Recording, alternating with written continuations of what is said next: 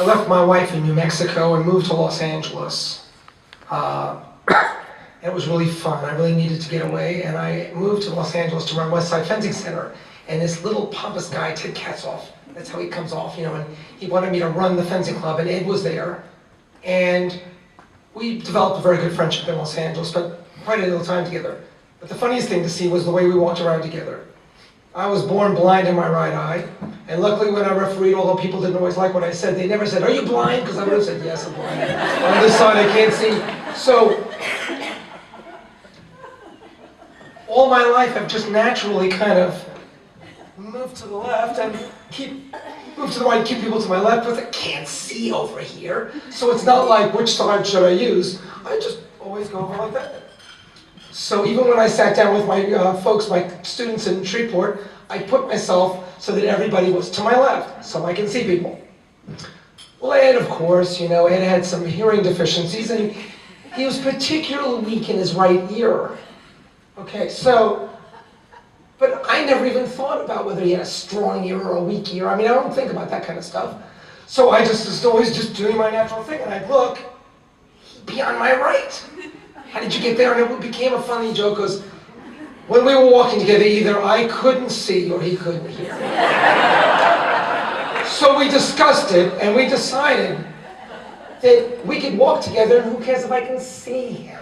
Just forget I can hear, it's Ed. But, so we decided that I'll be blind and he can hear. That's the way we walk together in Los Angeles. And then on a not so silly a note, I mean, because this always happened. We were at tournaments, we'd walk around, they would be like, right, that's right. But then I'd get him back if he drove me somewhere. Because now, it's my left eye and his right ear, baby. Tough luck. So, but you know, he loved Larry Darkey. I mean, if you look at how he felt about Larry Darkey, that is a special man for him. And the few pictures that I have of Larry Darkey, I mean, it's so significant how he feels about that man. And that's why I photocopied that BU certificate. And I even went on the internet a few years ago, and I hunted down Boston yearbooks. And I found Larry Darkey's senior year, and I bought it. Just so I could have a few extra pictures of Larry Darkey young. Just kind of for Ed, you know what I mean? So I do that kind of silly, nutty, eccentric thing sometimes. And you know that Joe Levis died just in '05. He was 99 years old. And Joe Levis lived in Boston. And of course you know that he won the silver medal in the Olympics and 8 national titles and was banned from fencing for 17 years. And then he came back in and won again and quit.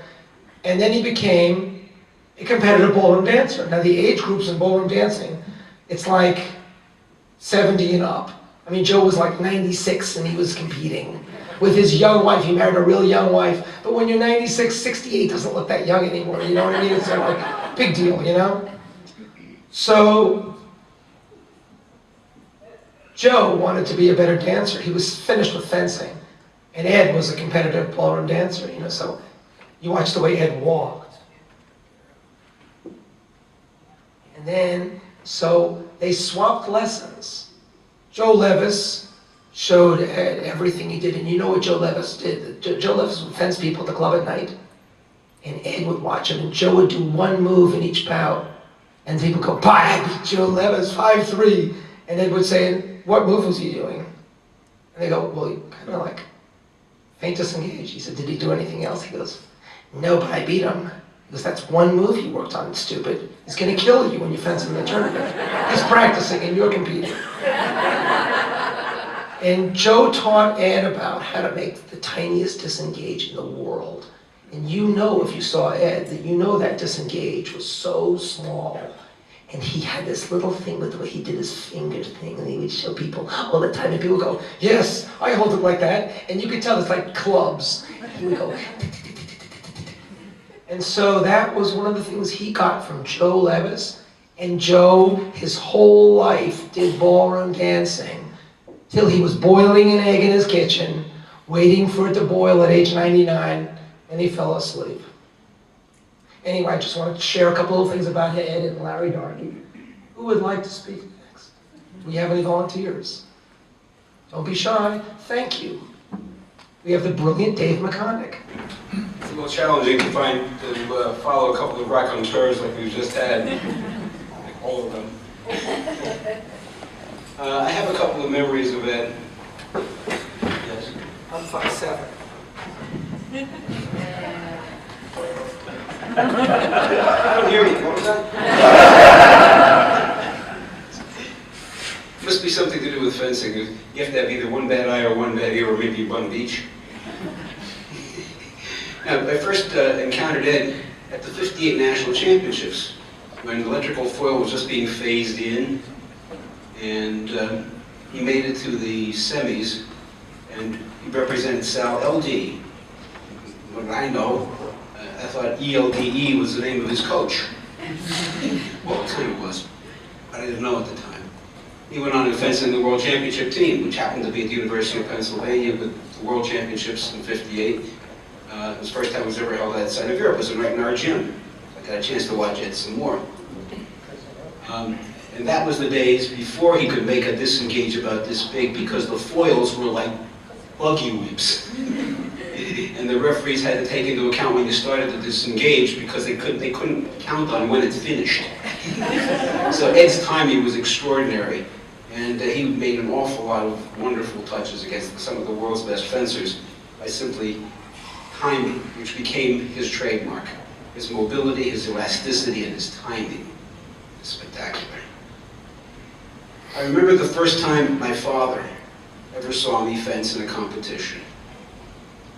It was in the Martini Rossi at the New York Athletic Club in Epé, and Ed was in my first round pool. Epé, his third web. And he proceeded to beat me, about 5'2" or something like that. My father was astonished. He said, "I thought you were good. How come he beat you?" I said, "Well, he's good too, you know." He beat me. What are you going from me? Parents don't understand these things. Ed, as you probably have gathered by now, was a spectacular three-weapon fencer where foil was his best. Saber, epee, spectacular. I got here a little bit late because I was refereeing, but did anybody happen to mention the 1962 National Championships? You did? Yeah. You know, like George Washington was first in war and first in peace. He was first in foil, second in epee, and fifth in saber. Not a bad nationals. It was pretty good. The real story I'd like to share with you has to do with Ed as a coach. And I was an aspiring fencing master. And I had passed the tests before an examining board in foil and in epee. Why they passed me in epee, I'll never know. They thought because I could fence epee, I probably could teach it, and let's move along. They were wrong. But I took it. But they gave me about 3 minutes of show me what you can do with the saber and rejected me immediately. They said, go back and work on it. So I did. Now I get up to an examining board at the New York Athletic Club. It was in conjunction with another one of these martinis. And we got a room to work in. And Ed was on the examining board. I had a student from Penn that I had been working with since October. This was March. And Meister Chisar came with me to give me the demonstration. Back then you had to take a lesson, give a lesson, fence about, and then answer the board. So I took a lesson with Maestro, and it wasn't the first saber lesson I'd ever had with him, you can be sure. So it went very well. I gave a lesson to my student, and I fenced about with the student, and he was just fine. Everything went beautifully. Exactly according to the plan, he beat me 5-4. A beautiful countable post. Anyway, then they get to the well, but he's only been fencing since October. The lesson was fairly, you know, early stage kind of lesson. How can we demonstrate an advanced lesson? He's the student I brought with me. What would you like me to do? Well, maybe somebody from the board will be your student for an advanced lesson. Ed says, I'll do it. So he put on some gear and got up there. I had never, ever crossed sabers with Ed Richards. Foils, yes. Epees, yes. Saber, no. So the first thing that happens, he gets on guard with me with his saber over this way. I'm being examined like that. I said, no, please get on guard like this. On guard.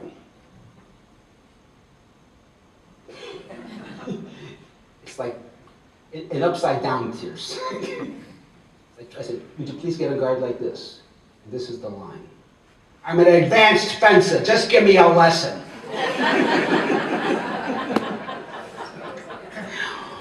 Okay. So I proceeded to do my best imitation of a Chabayotesh, a technical drill with him, and it worked, thank God. I didn't know if Ed would take that lesson, I didn't know if I could do that lesson, but it worked out fine. So my story is Ed was a big part of my acquiring my fencing master certification, albeit in a very peculiar manner. Ed was a terrific guy. I've been on teams with him, I fenced against him, fenced with him, he's one of the people that's going to live in fencing lore in the United States. He was a world professional champion, he was a national champion, a couple of years in a row, undefeated in the national championships. That's not trivial. And, so let's all remember Ed for a good long time. Thanks. Things that happens at something like this is that we talk about people. You heard the name Larry Dargy, right? Does anybody know who he is? Right? There's 4 or 5 of you. All right. When I said he loved Larry Dargy, I didn't mean this was a love relationship. The thing is, Larry Dargy is one of the unknown people in fencing. Larry Dargy was Ed's coach. I assumed everyone knew who Larry Dargy was. But only a handful of it. He was his coach at college and really was the one that got Ed addicted to this sport. Taught him some very clean, basic stuff. And one of the things that was great about Larry Dargy was that everybody that knew him respected him. And he gave people solid basics where they went on and could really progress. He was a really, truly great coach. And hardly anybody even knows about him. The next guy that is coming up here now, where is Michael? I am standing up. Does everybody know who Michael is? Some of you don't. Mert is he's the head armorer here. He's been around fencing for at least 3 or 4 months now, I think. Yeah, something like that. Known Ed a long, long time. He's one of the guys that is a giver. He works at this tournament. He really knows what he's doing in his work with Ed. And Ed respected him, so do I. And you know that Ed was very proud of coaching Al Carter. Al Carter happens to be here tonight. He was so proud that he trained Al Carter, because Al Carter, of course, is a magnificent fencer. Anyway, let's move on. Good evening. The reason why I chose to go next was because my introduction to Ed Richards was at the Coaches College. I had this absurd notion that I thought I could teach fencing, so I went to Coaches College, where I had the honor and pleasure of working with Maestro Beganet, Maestro Richards, and Michael Marks. The Three Stooges don't have anything on those. Okay, it was just absolutely marvelous. So my association with Ed was taking coaching Foil 1, and of course we had Alex that I can see eye to eye with on a number of things. And then Ed, who I can see eye to kneecap with. And I understood that he did have a wicked sense of humor. And I also understood that if he's sitting in an examination board for Coaches College at that time, you had 50 people coming through and doing the same thing over and over and over again, basically. Very tough. I mean, if you've ever been in those situations and you've been through examinations, it's it's very hard to do those, you know. So I decided that, okay, well, I got to kind of set myself apart from everyone else. And being the shy and retiring person that I am, I decided that, okay, so I go in to give my first demonstration, and I'm walking in, and I've got a phone book under my arm, my mask, and my weapon. I walk in, and I put my weapon down.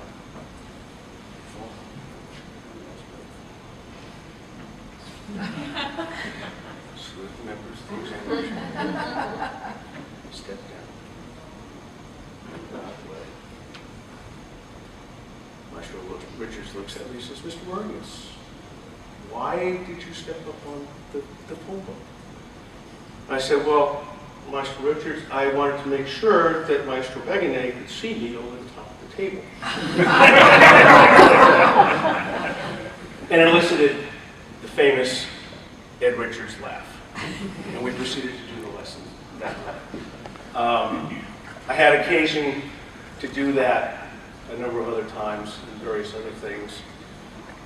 You may have seen a rather embarrassing picture of me through the slideshow in a, anyway, we'll go there and you'll see it, you'll recognize me. But that was one of the last times it was the Armorers College, and I had the honor of being examined by Dan Duchesne and Maestro Richards. And a very good friend of mine who was also no longer with us, Jerry Dunaway. Jerry was a great guy, fit in beautifully with everybody. And he, along with Ed, are going to be very, very missed. But my strongest and most lasting impression of Ed Richards is not just about Ed. It's about his family. And he and the relationship that he had of being the most married, unmarried couple I have ever had the honor to know. This lady over here, Carla May.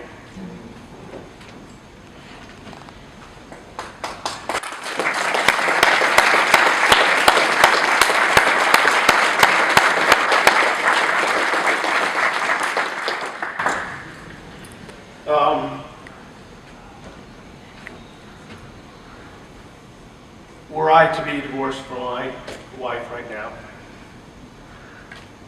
I would never, ever expect her to have done or to do for me in my last days in the Congress.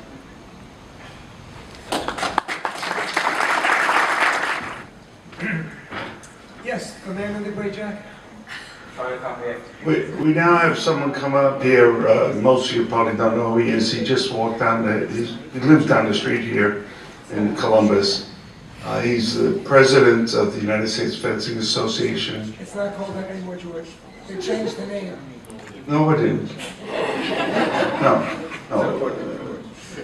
Well, it's the the legal name is the United States Fencing Association. We call it now U.S. Fencing, which is this. You know what I thought? Maybe we could change it. How about the Amateur Fencers League of America? Forget that. But it's a great honor. Our president. We've had a tremendous success in recent years' development.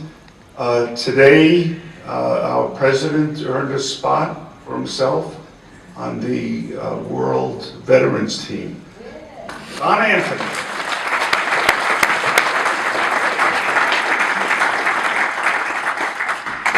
George, you're way too kind. And this is not about any of those things, except for the fact that Ed and Carla May are big parts of the reason why I'm here. They have always been sort of warm and very warm. Carla May should just take care of me. But my story about Ed actually has very little to do with the actual fencing. I remember being somewhere, young fencer, not knowing a thing about a thing, and Ed just sort of said, "You want a lesson?" I was like, "Okay, I'll take a lesson." And I don't even remember the lesson. What I remember is that Ed was the coolest guy that you will ever meet. And he was always that way. I don't care if you were just passing, he would always have a story, he always had a word to say hello. And he was just somebody that I always looked up to as being just the epitome of a great man and a class act, and somebody that was just warm and just made my life just better just for being. So that's all I wanted to share. Thank you. Love you, Carl.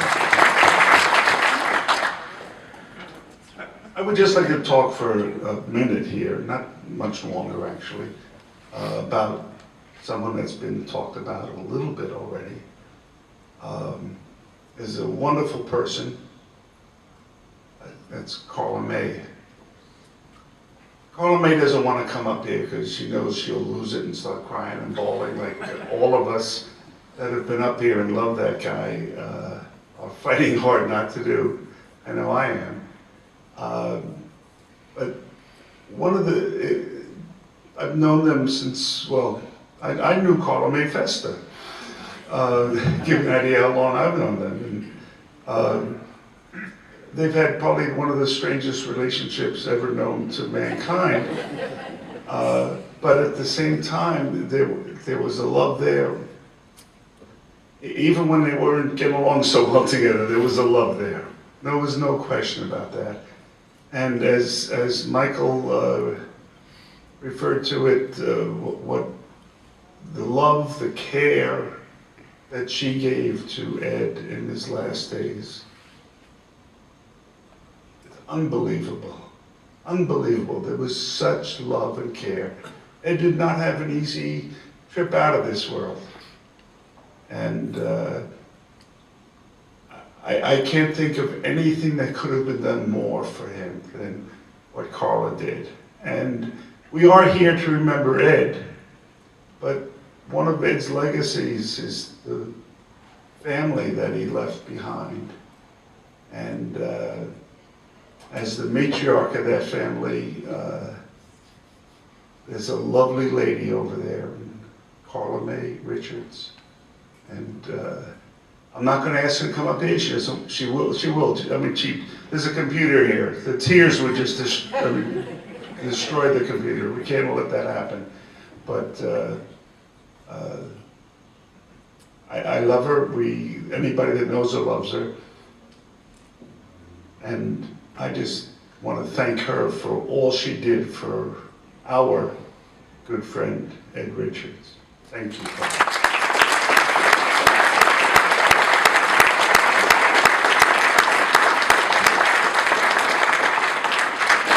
Now, I can't believe there's nobody else has an Ed Richards story. Nobody? Okay, I'll tell one. I was 16 years old. Oh, okay, you're next. I was 16 years old. In those days, the sectional championships were really quite a major tournament. The North Atlantic section covered everything from Maine down to Washington, D.C., except for the Metropolitan Division, New York City. Had really good fencers in it. For example, George Kolomatovich.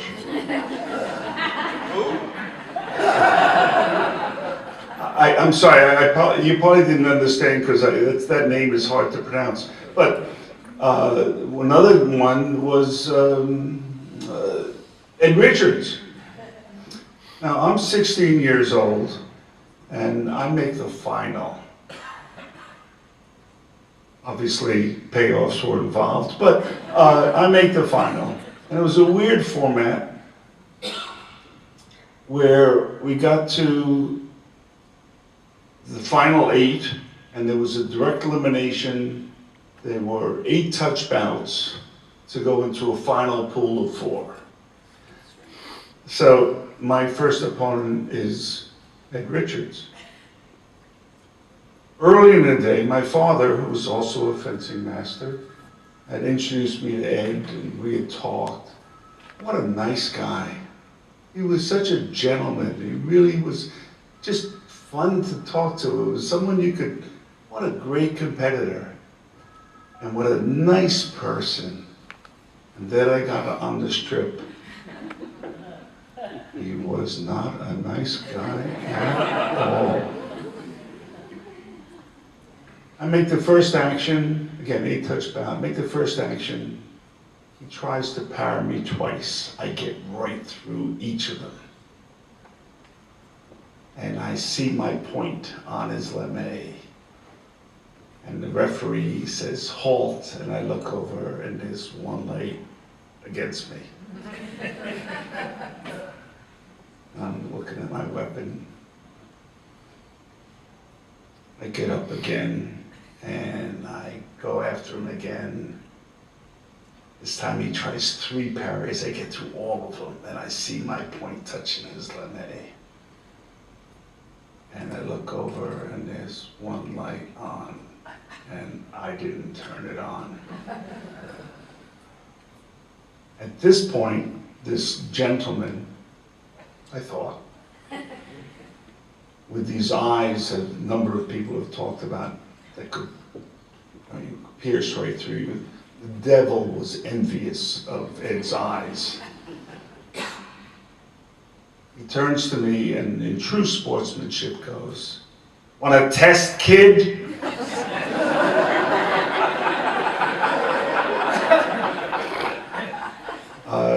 The same person scored every other touch in that 8 touchdown. And I learned so much in that bout. I really did. There's a thing, I don't know if some of you may not know the fencing that much, but there's a thing called distance. That's a part of the game, and Ed taught me so much that one bout. Forget all the years after, but just that one bout. He was not nice as a competitor, and what I mean that in the most respect, with the greatest respect. He was there to do his job. If you respect your opponent, you go out and try to beat him as best you can. If you respect your opponent, and that's what Ed did, and he did it pretty well that day against me. I know that, but.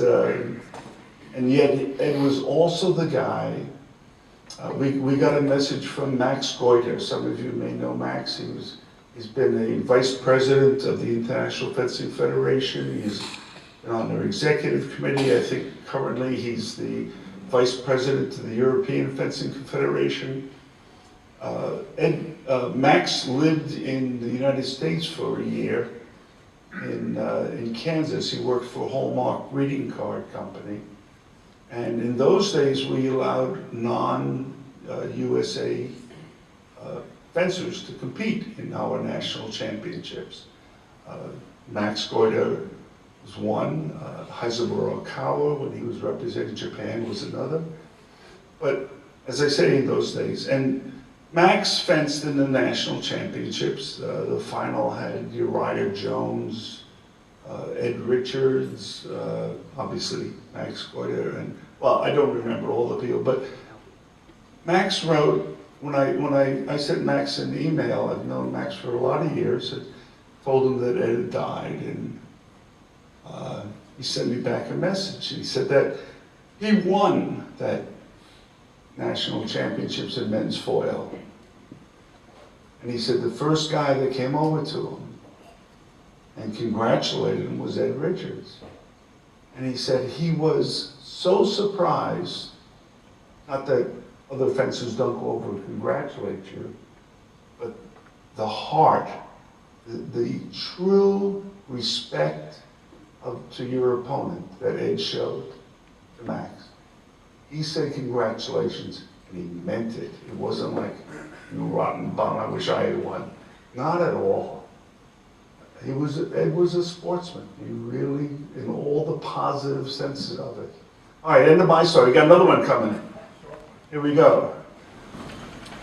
I met Ed at my very first national tournament as a fencing coach.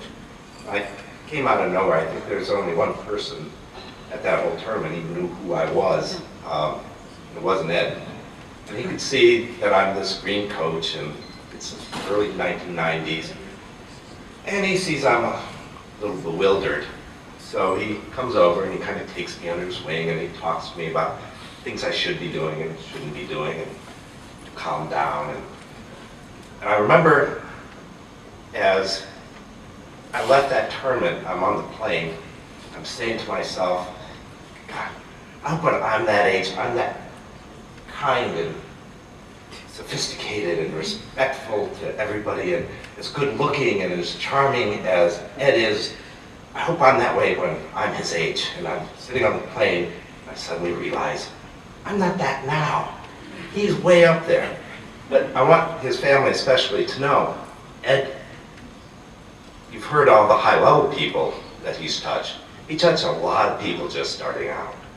And his kindness to the new people in the coaching, I only knew him as a referee. I never knew him as a coach or as a fencer. I knew him as a referee, and he was so generous with his spirit to us newbies. And there's a lot of us out there that had that relationship with Ed. And you never forget the first person that treats you that well, and I will never forget Ed. He was a great guy, and we had, I just have good memories of every time I met up with him. So just wanted to share that with